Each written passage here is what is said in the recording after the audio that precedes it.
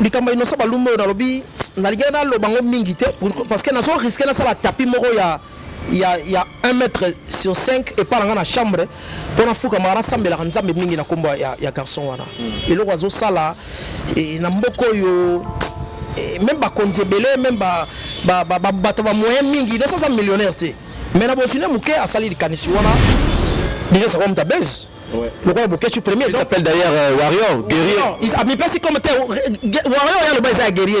Et ça, il y a fanatique à Fali. Faut le baron n'engazali. Donc, a mis pas ça, a mis quand ça dans équilibre, fanatique, il y a Fali pour pas. Pour fustiger d'autres artistes. Voilà. Pas d'orangaï. Délai ça comme une narco fin là-bas musicien.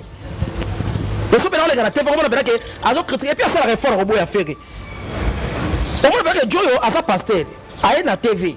Na YouTube ola te biso bible abandi ko sala effort ya ko finga moko ya ba richesse onza ba pesa biso parce que la voix de faire gola ngana so rango voira ya ba loro ba kinyo so to ki bakangie pour escroquerie akemakala abimi to la muki ami comme si fanatique afali to la muki abandi ko finga mission na TV afingi faire afingi do sa balume afingi ba tubele to la muki a continuer à jeu de buzz. Tolali tolamuki phénomène bombé bimi alobi mboka bombe pété ba jeune bo pété et botika ngape la péta donc il reconnaît que a péta bon ça musala babanga o te omoni mutu benga ko ngone boyti po a komi na boy te sans injure mais tout ça musala bien tu me respectes je te respecte tu respectes ngate na tu à côté tu avancer et c'est ça et puis apprendre aussi à dire la vérité na batu. Ça, j'apprécie dans mon envoi pas même les enfants battent la bloc. Lorsqu'on voit un monsieur comme ça, comme Denis, c'est en train d'injurier, en train d'insulter tout le monde. Qu'est-ce que tu peux demander à l'État? Parce que l'État, c'est quoi ça, maman? Qu'est-ce que tu peux demander à l'État de faire pour lui? Une bonne question. Hein? L'État a zappé dans mon salaire à l'époque, l'homme qui dit, grand prêtre Tableau Rochero, Babaneko solo là. Mais Banon l'inga public est battu. Voilà, Banon l'inga public est battu. Et sa stratégie, oui, sa stratégie à côté car si l'autre ça va faire sous l'embarana bango. Laissez-moi vous dire, parmi les fans il y a maison mais notre dans le bosso à la Zamba. Mon gars que ouais, on a joué la solana bango, il va l'Mbappé. Nicolas Lekiawa. Il fait la biso kwada koraman na de king di cap la merveille ba baneko kanga ba photo ko ya manaka mais na lobaki ngo keza bolingo te coup de pouce na mi pesa pe coup de pouce parce que musique ezana pour ça coup de pouce pour tout le monde. Qu'en est-tu de cette histoire de Sankara qui fustigeait qui continue à fustiger Ferrego là à propos ya Ranson du genre c'est lui qui nous a fait croire au fait que entre Ferré et Wera il y a ça ne va pas et qui ba yoka na raté donc on a fait pour na Wera il n'a fait ba pour koka papa Sankara za ba pour na Ferré ba injure tout ça et tout. Obi Ranson na mboko yo azali parmi ba artiste baza le plus aimé Azalaki na lobby Azalaki. D'accord. Artiste bazaki le plus aimé. Mais comment peut on battre ba lingara su Wera non conseil à souka na pesi lelo eza que kolobela su fere na falite lobela ka Wera. Pourquoi? Parce que ozali mukala ya Wera somi na poto na Kinshasa pe mokimo bimba tala esika okobanaka kolandaka ba information culturelle yango yo impression avec moko ya ba journaliste chroniqueur le plus swag de mon pays yayo il s'appelle Charlie Prince tala e mobile kitoko kobandala linzaka ofi ketch ya moto swag kino na bilamba ya likolo e bongo na monoko na ye malobase ya bwanya mayele asala mingi pona ba artiste baegra bawangana ye a continuer mosala ye pona kosala de façon que atombo la culture ya mboka désormais biso na bino rendez-vous etikali kaka awa na impression pona kolandaka Charlie Prince ndenge apanzaka nteke pona kotombola culture ya mboka na biso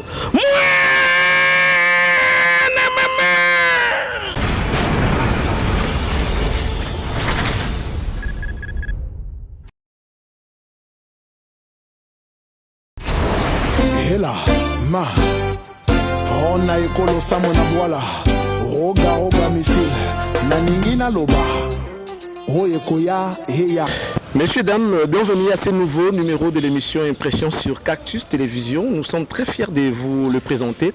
Et ça sera avec un invité qui est connu du public. C'est une star ici à Kinshasa. Une voix qui est reconnue de tous. Mais pourquoi on les reçoit? C'est pour justement donner du courage à ceux-là qui font leur travail. Ça veut dire que lorsqu'on fait son travail, on doit bien le faire et on doit le faire avec beaucoup de sérieux. Il faut vraiment s'y mettre pour avoir un bon résultat. Na Congo, on a comme tendance à négliger misala au salara. C'est-à-dire on dirait passe-temps, on dirait brillant qui est en propre après. Non.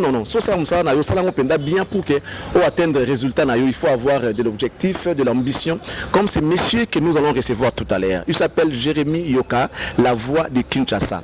Si vous écoutez des spots publicitaires qui passent ici à Kinshasa, pourquoi? C'est parce qu'il a mis du sérieux et il a fait de sa voix un bijou au lélo congolais, à travers VTR tout et Salamara. On y va directement pour présenter l'invité. Il est là avec nous, Jérémy Yoka. Bonjour.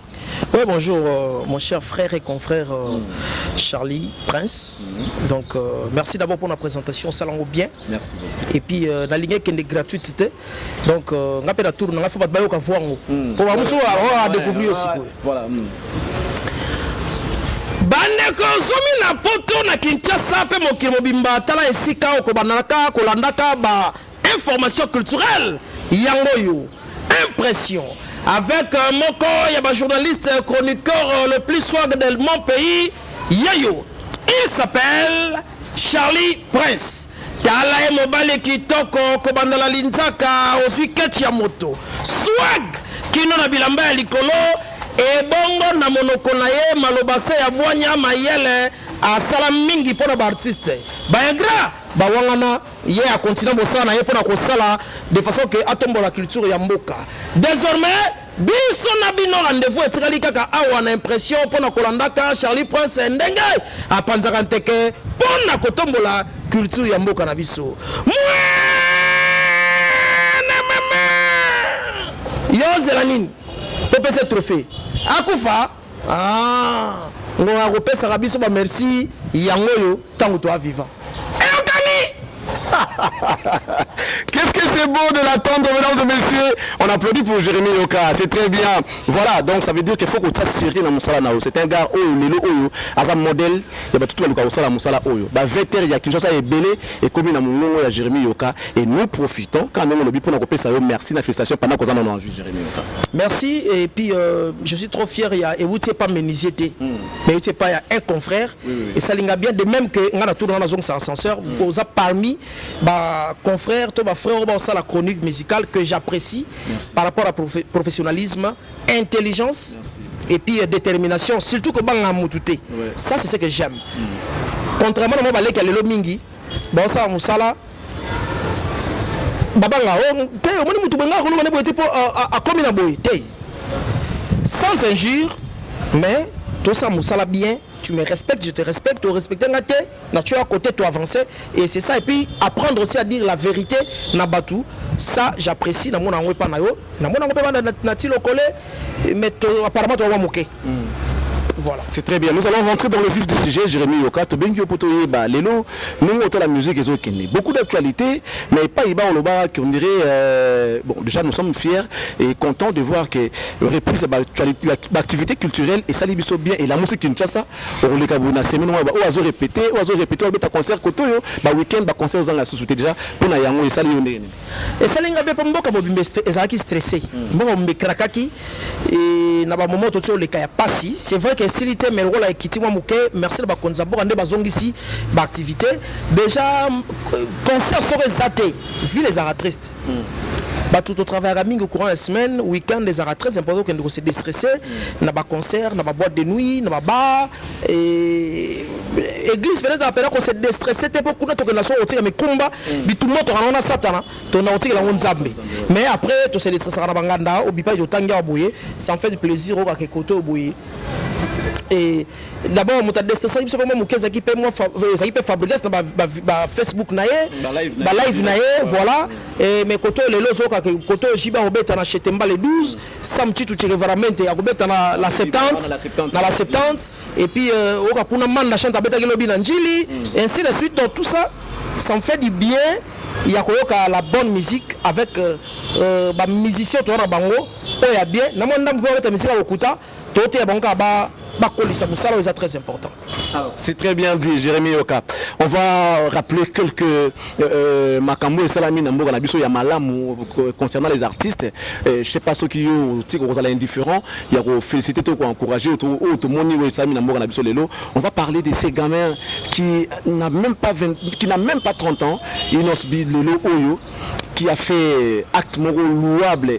Il y a aucun copé, c'est pas sinistré. C'est vrai, ils ont qui canot à l'ansaki, mais bon, ils ont ma canison moutazaki. Comment on a sali Jérémy Yoka, yo en tant que culturel, qu'est-ce que tu peux dire à cet artiste-là, qui est encore trop jeune, qui a encore besoin d'organiser sa vie, mais qui a les soucis des autres en même temps, il préfère servir et non se servir. Oui, les Kaba innocents balumo.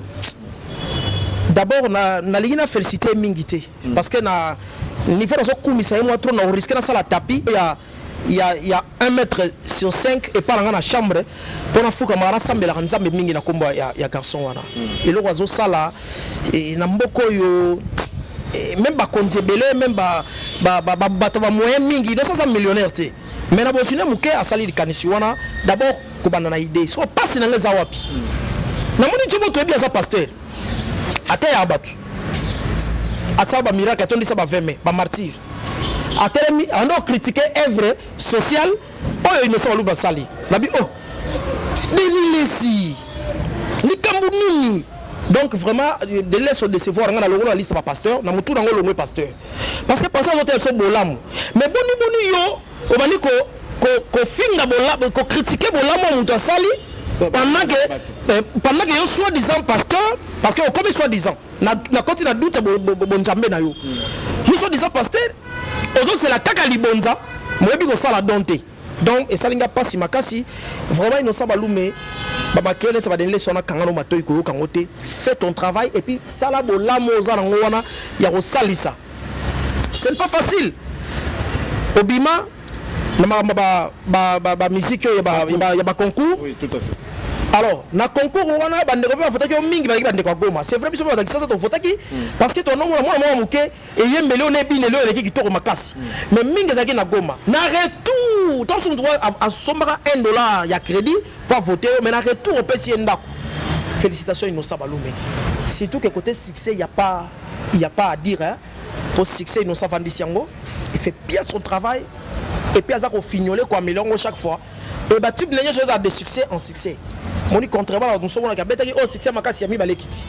Mais ça monte. Le rôle la fusée, le rôle la flèche en tout cas félicitations. Continuez, je suis fier de toi. Il y a une question qui me vient comme ça en esprit.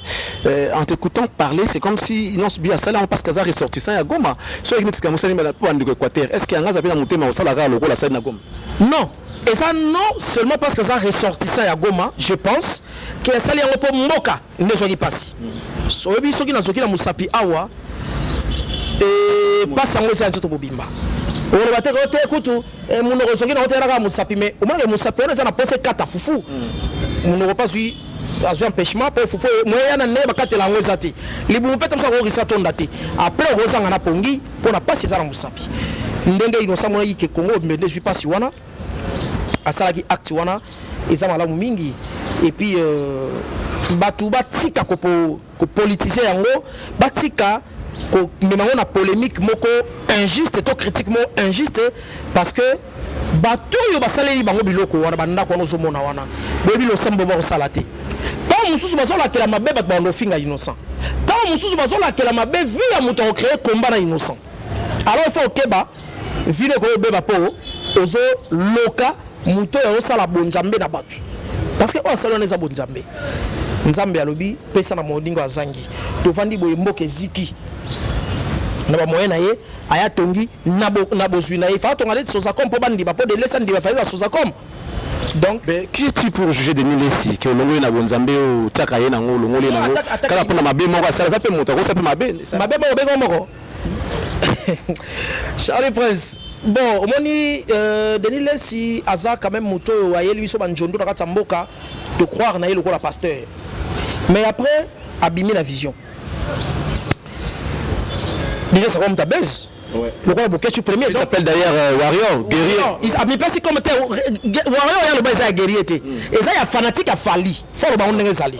Donc a mis pas ça a mis côté ça na équilibre fanatique il y a Fali poupa. Pour fustiger d'autres artistes. Voilà, pas Ndorangai. Délai ça comme une nako film ba musicien. Le souper dans les gars, vraiment on que azo critiquer et puis ça la réforme robot a fait. On va que Joyo a sa pasteur, a na TV, na YouTube. On a té biso Bible. Abandi ko sala effort ya ko finga moko ba richesse on za ba pesa biso parce que la voix de Ferrego là, ngana so rango voira ya ba le roi ba tunyo sauter. Na so rango penza que faut ko tatota rango na classe ko la richesse a mboka. Qui va te croire sachant que déjà yo dans la catégorie ya bato ba ça proférer n'engé pas ça profali, c'est normal pourquoi ne pas accepter le choix de l'autre. Ngai yo zo mono. Na sala belema pour na Fali.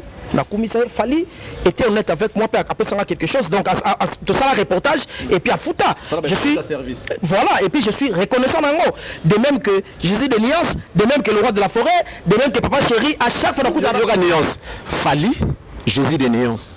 Bon, oui, non mais ça Fali, Azar Fali, je fais Azar Jésus de Nuance. Non, c'est-à-dire quoi? Non. C'est-à-dire que Nazara moi muturamutuna na mesana la kobenga ye. OK, Fali benga Fali. Na mesana ko benga Fali poupa. OK. Mais Azar de King, Azar la merveille, Azar DiCaprio. Ouais. Ba trois fois HL, et ça ba combo nyaso yo. Azar na ngwana mais ouais Mobutu so là Mobutu na mesana ko benga ko héritier. OK, héritier de Mobutu. On a bien la cahier et Mobutu. Il faut pas faire confusion par comment pour comme sous polémique. Comment Mobutu on dirait Zandé a fallu. Bon, et ça paye à Fali pour ne pas dire Zandé. Ah OK. Et ça paye à Fali parce que Mobutu paye et héritier pas bien arriver Mobutu. OK. Donc voilà un peu. Mais en tout cas, Fali je l'aime hein, c'est sans arrière-pensée à Olbaké. Et voilà. Mais yo za faire eba na ngomé revenons plutôt na mamba Denis Lessi. Nazali Mutuya bonne musique. Surtout je défends la rumba. Attention quand vous dites que Oza Mutuya bonne musique, ça veut dire que si Oza déjà la position à faire répondre à bonne musique, c'est que l'autre a la mauvaise musique. Non. Si on a bien il y a bonne musique et l'inko lobaboye. Je défends bateau sa musique bien. Au remarque sur la soloba, na lobara na komi ça faire mingi parce qu'il fait la bonne musique. Il a une belle voix aux richesse amboka. Na komi ça fali moment où a osala ba rumba na ya kitoko mais tant ka bimaki na mo vision muke na megaki pe ko laksa que non vision na biso et ça ba R&B oté.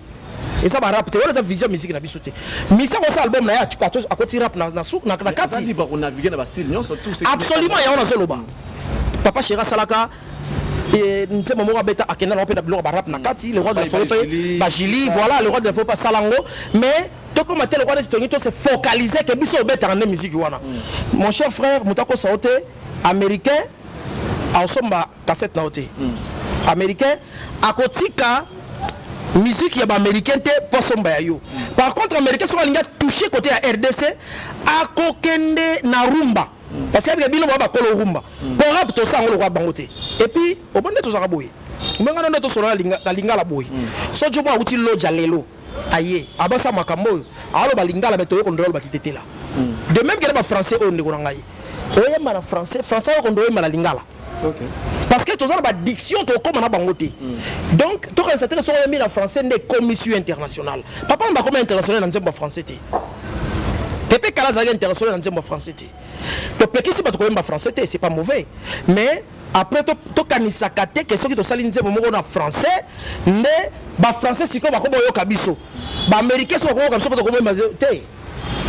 Et surtout que ça se différencie au niveau des styles. Voilà. Style les armes à l'obaté, style les alliés rythme, bah instruments, ils ont ça, ils ont catégorisé musique, il y a bateau na bango. Alors Jérémy, on va avancer pour chuter à cette histoire de Denis Lessi. Croyez-vous aujourd'hui que c'est un modèle pour la jeunesse congolaise, un pasteur? Non, il n'est pas modèle.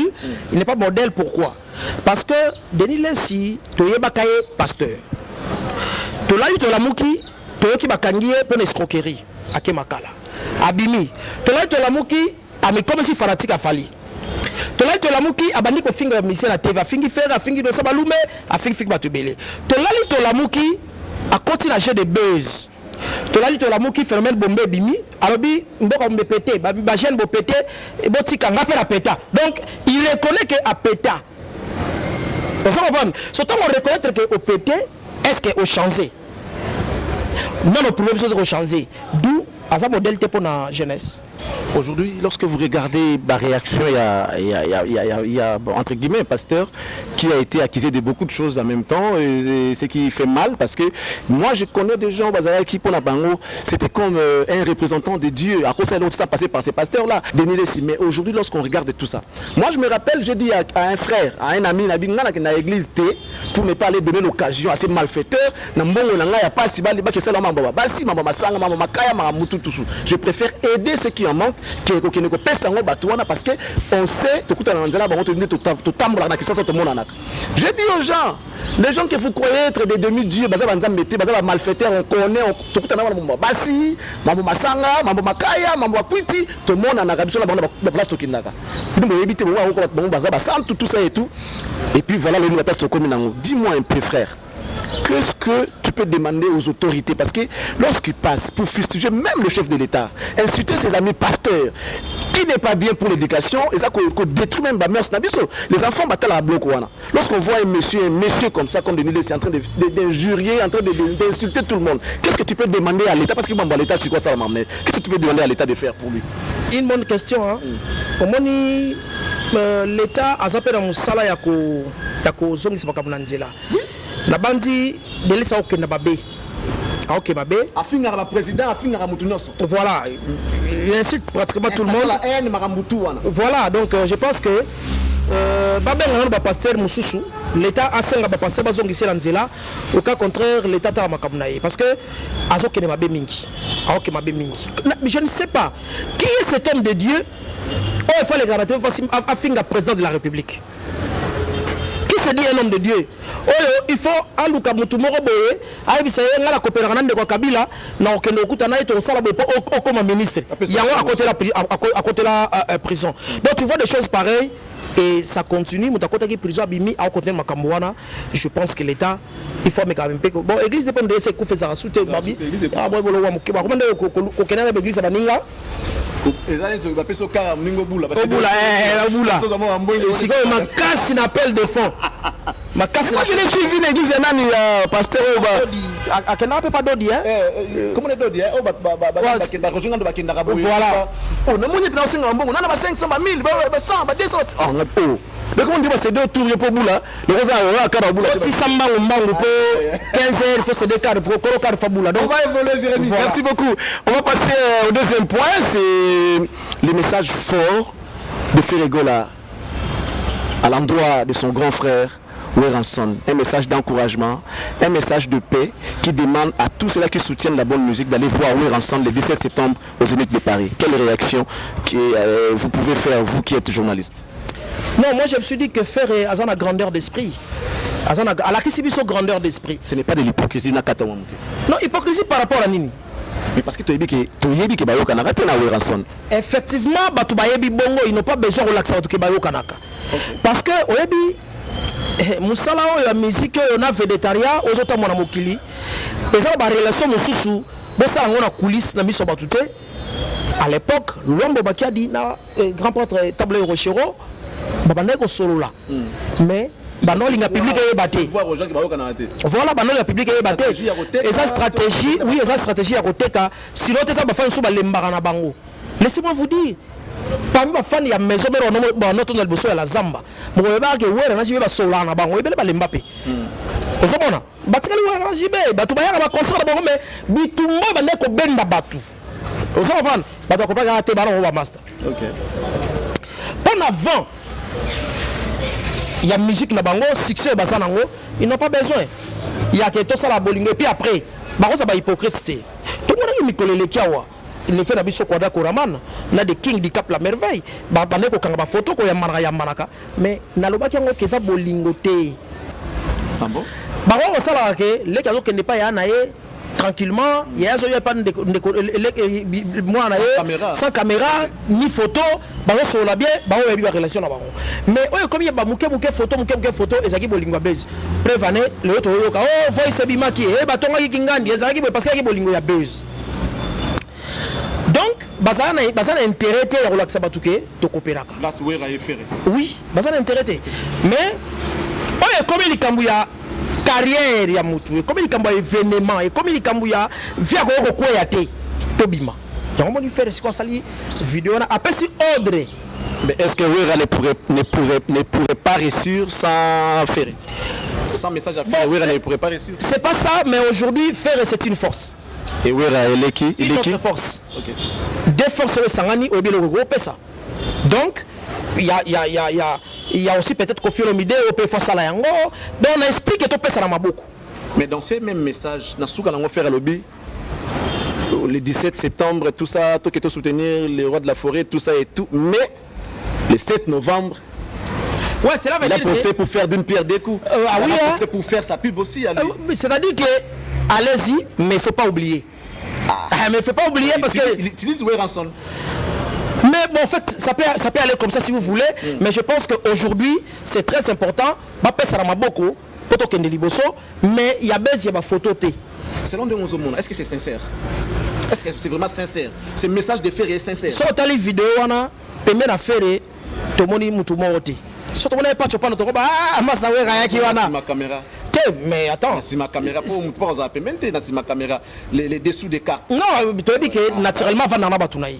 Naturellement va dans batunaï. OK. On se mona. Donc soit ça qui na mutu moko boye, mutu na pe fa anga mona na pola que ça peut être souwera que moni na réussir coup, il y a Robin d'affaires. Mais il a fait ça avec son cœur en fait. Il a fait ça avec son cœur. On a fait ça vieux coup de pouce. Nami peut ça coup de pouce parce que musique ça a ça coup de pouce pour tout le monde. En est-tu de cette histoire de Sankara qui fustigeait, qui continue à fustiger Ferrego à propos de Wera ensemble du genre, c'est lui qui nous a fait croire au fait qu'entre Ferré et Wera il y a ça ne va pas et que on a raté donc pour Wera il n'a fait bah pourquoi à Sankara Zagol pour faire bah injure tout ça et tout. Obi Wera ensemble na mboko azali parmi artiste baza le plus aimé. Azalaki na lobby azalaki. D'accord. L'artiste bazaki le plus aimé. Mais comment appelle moi batebe balingara sou Wera mingité. Moi ba doso ba se retira pour na Sankara. Parce qu'il a insulté tout le monde.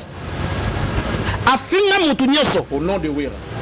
Oui, même Wera là qui pongia yebité ba bose vie Sankara afinga mutu Sankara pe abaïka. On se bona. Mais ebomi pevier sans le savoir. On se bona. Ebomi pevier sans le savoir. Ngada bisaki Sankara Azara Claire a démissionné dans la maison mère. À côté de la warrior. Vous comprenez?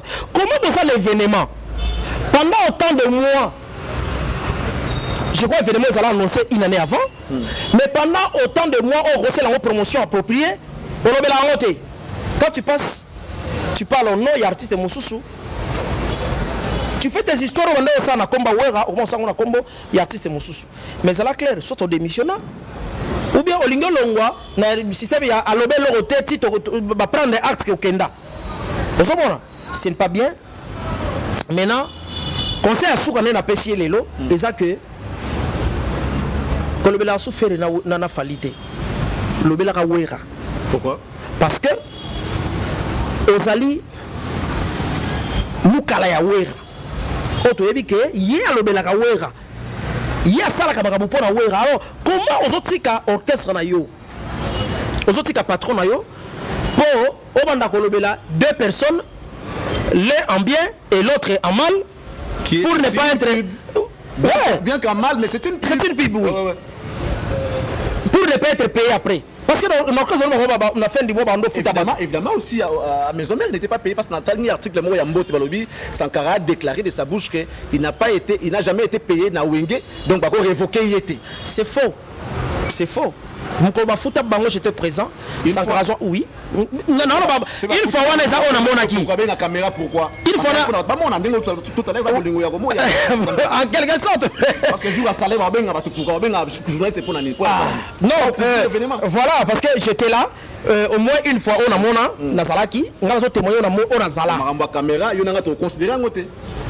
Pour ya Kofina fallait la caméra de la bolingambebo. Ezaki bolingambebo. Bon, so foot abato ben na caméra. Oh wana ezaki parce que si je me trompe ça l'artiste moral longa kala ba foot ka bangote. Le roi de la forêt linga soit là que ça batuke. Ba foot ka. Moi j'étais là, ezaki na résidence à le roi de la forêt. Toi qui na venu sur Redi à Missi. Fabriquer sur ezaki na orchestre c'était basora salaire jour en opé. Aye abi na yoki ba foot ka ba la soir. On a tout compris. Alors on va changer sur un coup tout. Gaba na tatu na Kamora azaka pe jour ngo wana azi pe salaire na ye mais lobi to ki alongwe. Cette histoire de Sankara et ensemble, ça me fait penser à la chanson de Maître Gims, Les Pires. Les pires, ce n'est pas la méchanceté des hommes, mais plutôt le silence de ceux-là qui font semblant d'hésiter. Ça veut dire Sankara qui insulte les autres au nom de Wera. Et Wera qui prend acte sans rien dire. C'est ça les pires au fait. Sankara il est méchant, selon la chanson de Gims. Les pires, c'est pas la méchanceté des hommes, mais le silence des autres qui font tout semblant d'hésiter.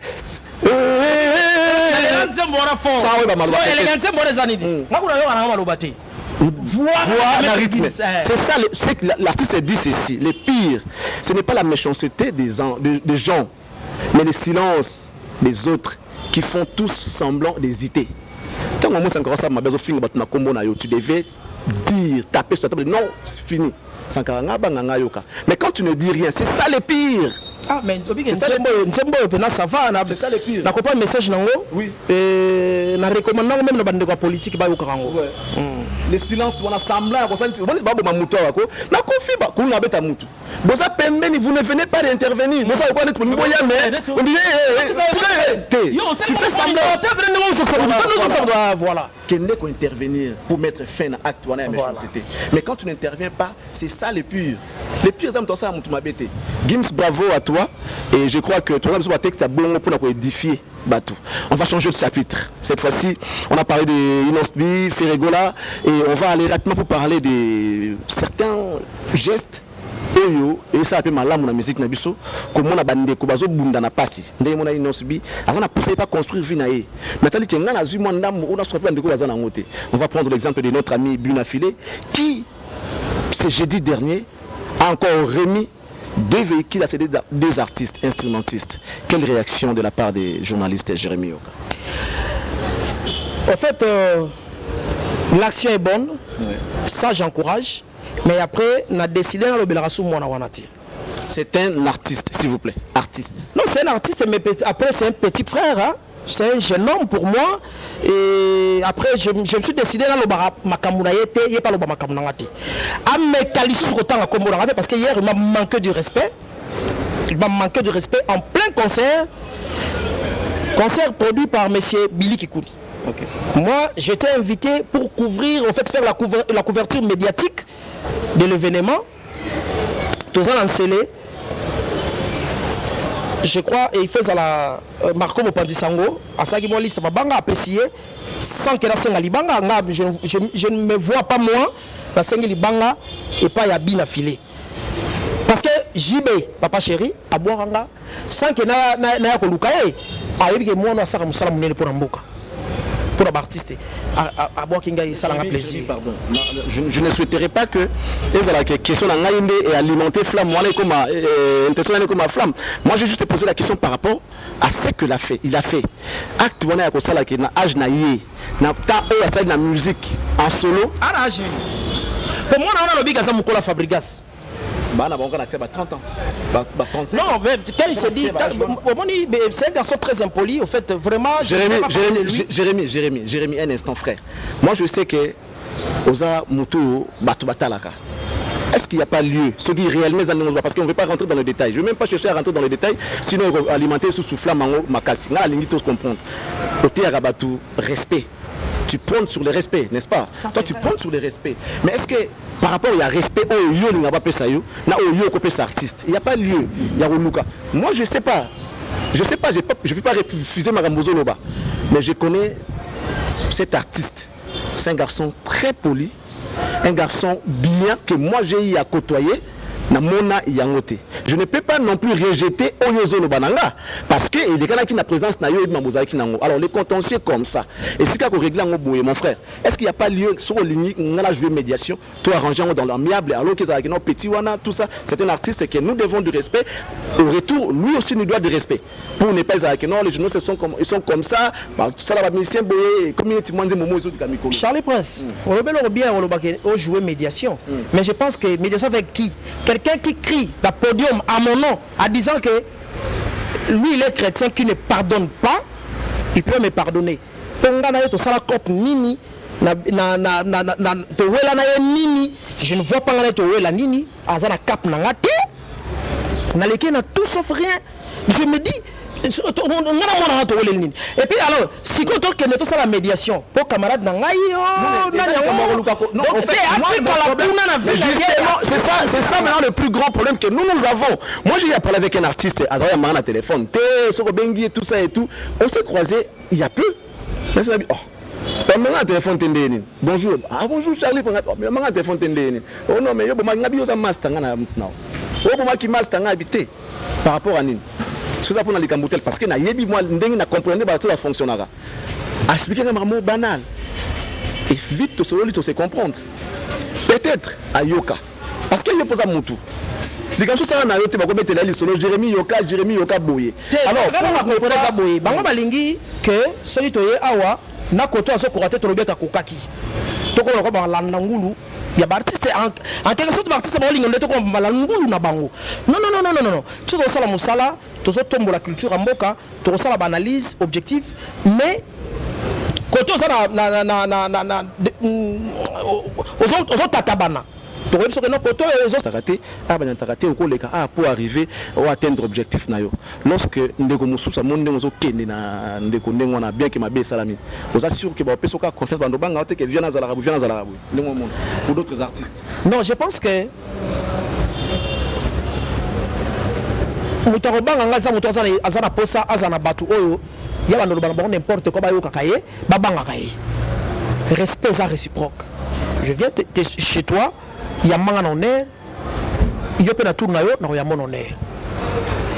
Tout ça la critique, tout ça la décryptage, tout ça diagnostiquer sur la musique. Si Kabiso, Toloba, Boyambara Makambu, Otolobaka, l'esprit, il y a Kokoli Samusala. Boyambara, on t'explique que Bao Finga Bino. Toi, vous avez mon esprit à Finga Ginga, ça veut dire que non. Album n'a pas la qualité, deuxième album et ça a moins qualité mais il faut mettre sa promotion pendant les simbité. Ah ya bidi c'est la simbité kadia. Tu vois ange bakenda nango. Sur le les simbité causateur ba no ke simbi odinda batebele ba sila bongo. On va finir Jérémy, merci beaucoup. Merci mon cher frère puis n'a pas si moi de la batuñon so et merci vraiment, merci à toi. Voilà, merci, hein, ça n'est fini pour aujourd'hui. C'est là que nous avons lésé. Veuillez nous excuser parce que bon, au fait, on n'a même pas besoin de demander les excuses parce que ce qu'on a dit est vrai, on pouvait les dire parce que c'était important qu'on puisse les dire. Merci beaucoup à vous tous qui nous avez suivis. Et je crois que ce qu'il y a à réparer, on doit réparer. Ce qu'il y a à encourager, on va encourager. Ce qu'il y a à déplorer, on va déplorer. Merci beaucoup à vous. Restez branchés sur Cactus Télévision, la télé de l'excellence. À la prochaine, ça sera régulièrement avec cet invité parce qu'il a la matière. On a besoin de lui parce qu'il a la matière. Merci beaucoup à vous et restez branchés sur nos antennes. Merci.